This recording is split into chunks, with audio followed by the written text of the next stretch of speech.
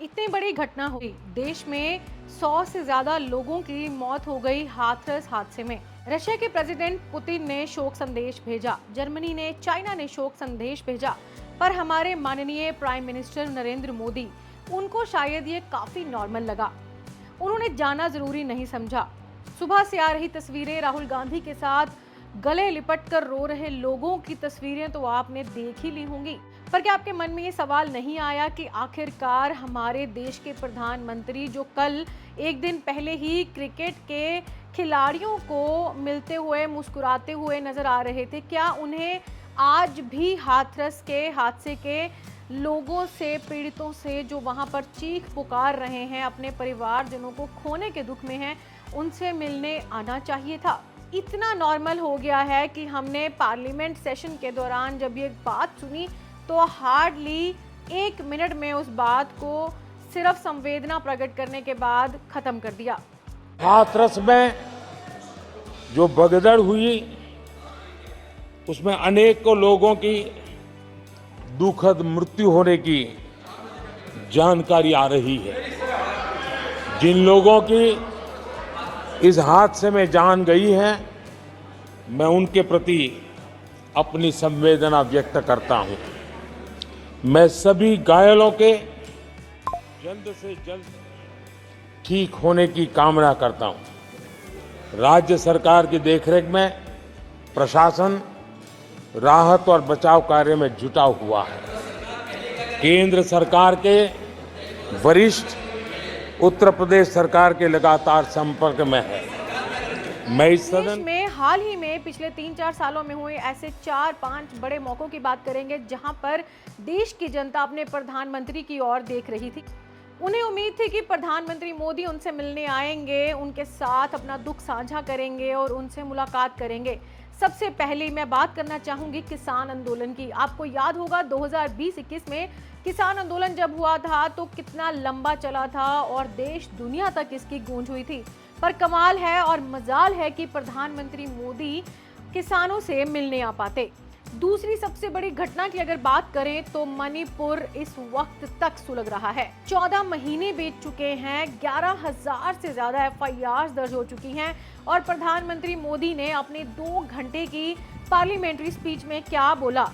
10 minute के लिए सिर्फ मणिपुर के बारे में बात की और वो ये कहना चाह रहे थे कि स्थिति कंट्रोल में है। ना जाने कौन से कंट्रोल में है, जहां पर अभी तक मणिपुर के बारे में बोलने के लिए ऑपोजिशन के लीडर ने जब टाइम मांगा था तो उनको आधी रात होने तक के वक्त का इंतजार करना पड़ा और जब तक आधी संसद खाली हो चुकी थी, उस वक्त मणिपुर के लोगों की तरफ से उन्होंने अपना भाषण दिया है। I would keep quiet the moment the Prime Minister opened his mouth and a nationalist honoring the likes of the youths. Manipur की बात करें तो अभी तक देश इस सदमे से उभरा नहीं है। किसान आंदोलन की बात करते हैं, मणिपुर की बात करते हैं और अभी हाल ही में 3 दिन पहले हुए हाथरस हादसे की बात करते हैं।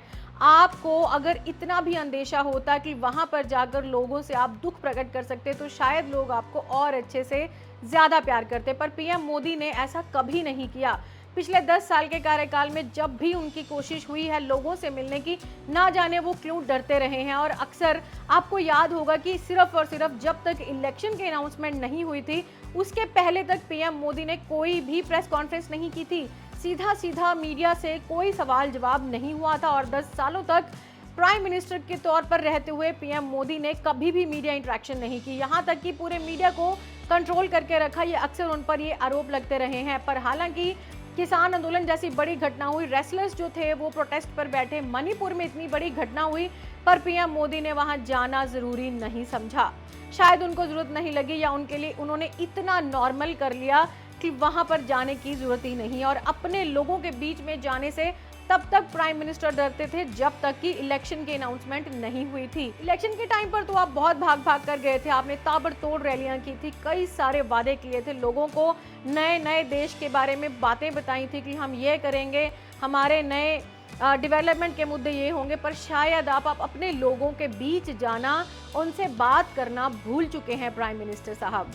हाथरस अगर आप चले जाते तो क्या बिगड़ जाता? आखिरकार आप उन लोगों को सिर्फ सांत्वना देते। बतौर पीएम अगर आप लोगों से ये कहते कि इन फेक बाबाओं पर हम कोई ना कोई कार्रवाई जरूर करेंगे और जो लोगों का वहां पर अपने प्रियजनों का नुकसान हुआ है, आप उनके साथ सिर्फ उनका दुख साझा करते और अगर आप उनके साथ एक मुलाकात कर लेते तो शायद 10 सालों की वो बात खत्म हो सकती थी। पर आपने एक बार भी, जब किसान धरने पर बैठे थे और 2 साल वो बैठे रहे, आपने एक बार भी मुलाकात तक नहीं की। यहाँ तक कि मणिपुर की बात करें तो मणिपुर के हालात पूरे देश और दुनिया में छाए हुए थे, तब भी प्राइम मिनिस्टर साहब अपने लोगों से इतना डर चुके थे कि उन्होंने मणिपुर जाना, मणिपुर के लोगों के बीच जाकर उनसे मुलाकात करना, मिलना और उनके दुख को सुनना समझना कोशिश ही नहीं की कि वो आखिरकार उनके साथ बैठ भी सकते। यहाँ तक कि प्राइम मिनिस्टर की तरफ से अभी भी जब पार्लियामेंट में ओपोजिशन ने शोर डाला, इस बार जब उनकी 3rd टर्म की बतौर पीएम पार्लियामेंट में स्पीच थी, तब जाकर ओपोजिशन के शोर शराबा डालने के बाद 2 घंटे की स्पीच में प्राइम मिनिस्टर मोदी ने सिर्फ 10 मिनट मणिपुर को दिए और उसमें भी उन्होंने बखान किया कि वहां पर स्थिति कंट्रोल में है। पर हम आपको बता दें कि मणिपुर में स्थिति बिल्कुल कंट्रोल में नहीं है। 11,000 से ज़्यादा FIRs जो हैं वो वहां पर दर्ज की जा चुकी हैं। 500 से ज़्यादा लोग जो हैं वो हिरासत में लिए गए हैं और अभी तक पिछले 14 महीनों में हालात ये हैं कि 60,000 से ज़्यादा लोग अपने घर बार छोड़कर इधर उधर भागते फिर रहे हैं, वो उजड़ चुके हैं और इस सब की जिम्मेवार शायद देश की सरकार है। इस बार भी जब मणिपुर को रिप्रेजेंट करने के लिए ओपोजिशन के लीडर ने उनसे क्षमा मांगा था तो प्राइम मिनिस्टर ने उनसे पार्लियामेंट सेशन के दौरान भी सीधे मुंह बात नहीं की। हमारे पहले जो सांसद है मणिपुर के, उन्होंने पहले दिन पर अपनी बात रखी, जो शहरी इलाके से आते हैं, इनर मणिपुर से आते हैं, इम्फाल से आते हैं। और कल हम चाहते थे जो हमारी पहाड़ी क्षेत्र जो है मणिपुर का, आउटर मणिपुर के जो सांसद है अल्फ्रेड, वो अपनी बात रखे।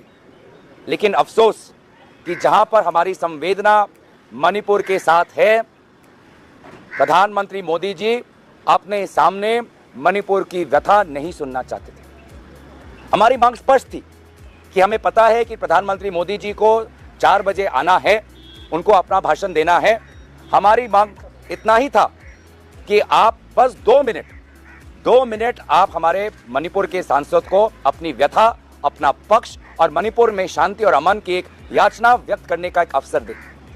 लेकिन अफसोस 2 मिनट नहीं मिला और 2 घंटे हमें सुनने पड़े प्रधानमंत्री को, जिस पर उन्होंने वही पुराने एलिगेशन, वही पुराने आरोप, कभी चुटकुले, कभी मजाक, कभी तंज किया। उन्होंने राजनीति को एकदम निम्न स्तर तक लेके गए और एक सांसद जो वहां पे चिल्ला रहा था, बोल रहा था कि मुझे बोलने दो, उनकी बात सुनने का धैर्य उनके पास नहीं था, सहानुभूति नहीं थी, दिल में जगह नहीं थी। और इसीलिए उस क्षण में हमारे उत्तर पूर्वांचल के सांसद, आपने देखा होगा कि उत्तर पूर्वांचल के सभी सांसद हम वेल में आ गए।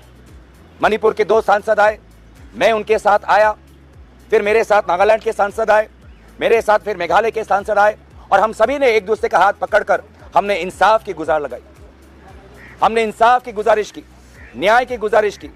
मणिपुर को न्याय दो, मणिपुर की आवाज सुनो। हम जो उत्तर पूर्वांचल के सारे सांसद हम आ गए। मणिपुर कभी भी प्राइम मिनिस्टर की लिस्ट में नहीं रहा, पर ऐसा कैसे कह सकते हैं? उनकी लिस्ट में तो हाथरस भी नहीं है, ना फार्मर्स प्रोटेस्ट था, ना रेसलर्स का प्रोटेस्ट था, ना हाथरस है, ना मणिपुर है, तो प्राइम मिनिस्टर की लिस्ट में है क्या?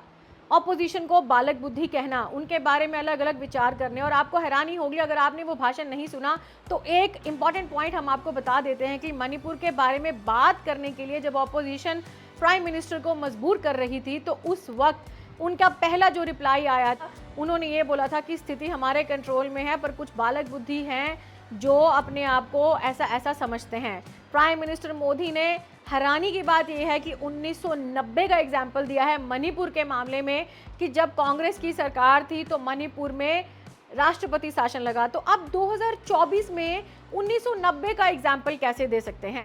आदरणीय सभापति जी, बालक बुद्धि में ना बोलने का ठिकाना होता है और न ही बालक बुद्धि में व्यवहार का कोई ठिकाना होता है।